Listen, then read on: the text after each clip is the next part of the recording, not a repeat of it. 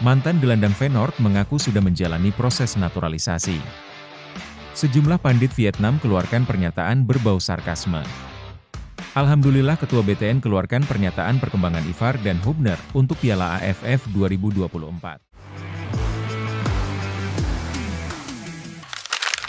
Sejumlah pengamat sepak bola Vietnam berbicara soal kiprah timnas Indonesia di Piala AFF 2024. Mereka kompak menyebut timnas Indonesia merupakan tim yang biasa-biasa saja, tanpa diperkuat pemain yang pernah menjalani proses naturalisasi menjadi warga negara Indonesia. Sebelum turnamen dinilai, kami memprediksi timnas Indonesia akan bermain bagus. Namun, nyatanya mereka tidak tampil bagus, kata pengamat sepak bola Vietnam Phan Anh Tu kepada media Vietnam, Soha Phan. Hal senada diungkapkan pengamat sepak bola Vietnam yang lain, Tin Dung. Level timnas Indonesia naik dalam beberapa tahun terakhir. Namun, level itu naik karena kehadiran pemain-pemain naturalisasi yang bagus dari Eropa. Ketika timnas Indonesia diperkuat sebagian besar pemain lokal, permainan mereka biasa-biasa saja, kata Tin Dung. Di lain sisi, Vietnam terang-terangan bakal mewaspadai lemparan ke dalam Pratama Arhan saat menghadapi timnas Indonesia. Media Vietnam, Soha Phan mengatakan The Golden Stars Warriors akan mencari cara ampuh untuk mengatasi lemparan Pratama Arhan yang menjadi senjata rahasia skuad Garuda. Sekali lagi Pratama Arhan menunjukkan betapa berbahayanya dirinya dengan lemparan ke dalam, tulis Soha Phan. Namun, tidak hanya lemparannya yang sangat kuat, Indonesia juga membangun strategi yang rumit untuk mengoptimalkan bahaya, menjadikannya senjata yang mematikan, lanjut media tersebut. Tidak bisa dipungkiri, lemparan ke dalam dari Pratama Arhan memang menjadi senjata rahasia timnas Indonesia di Piala AFF 2024 kali ini. Terbukti, aksi pemain Suwon FC itu membuahkan 2 gol dari 2 pertandingan awal skuad Garuda di fase grup. Momen pertama terjadi saat timnas Indonesia menghadapi Myanmar di laga pembuka grup B. Gol Asnawi Mangkualam pada menit ke-76 berawal dari lemparan ke dalam Pratama Arhan. Terbaru, lemparan ke dalam Pratama Arhan juga menjadi awal gol Muhammad Ferrari saat menghadapi Laos di laga kedua grup B. Kehilangan pemain Oxford United itu membuat pelatih Shin Tae-yong harus berpikir keras agar skuad Garuda bisa tetap tampil apik saat melawat ke Vietnam.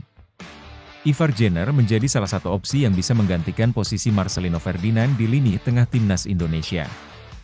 Pemain FC Utrecht itu sebelumnya sudah mendapat panggilan dari Shin Tae-yong untuk bergabung, tetapi klubnya belum mengizinkan melepasnya. Terkait perkembangan terkini soal izin dari FC Utrecht, Ketua Badan Tim Nasional Sumarji akhirnya buka suara.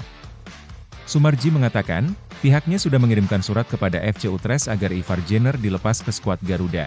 Kalau kaitannya dengan Ivar, BTN sudah berkirim surat ke klubnya Ivar, ujar Sumarji seusai laga kontra Laos di Solo, Kamis, 12 Desember 2024.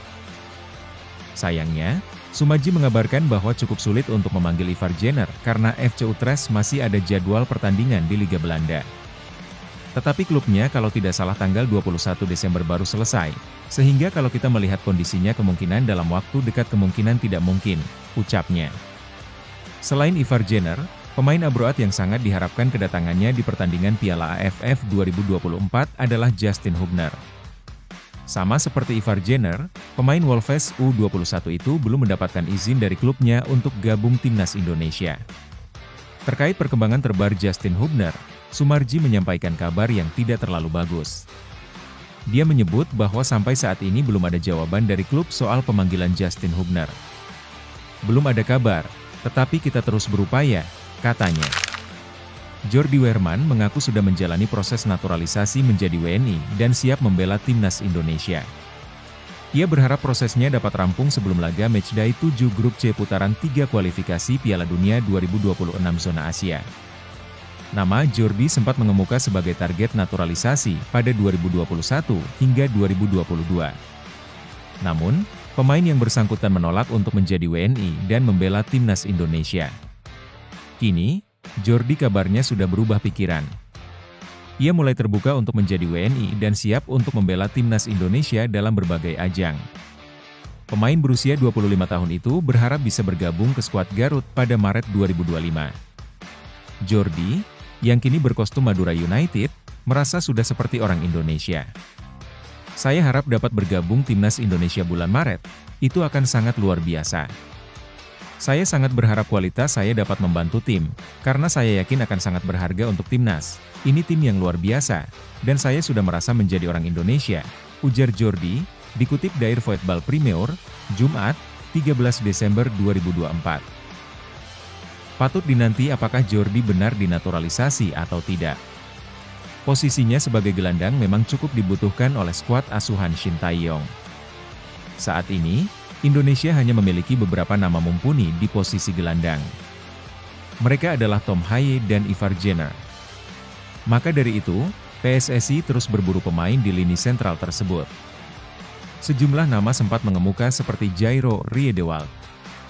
Namun, hingga kini proses naturalisasi pemain Royal Antwerp tersebut masih belum jelas.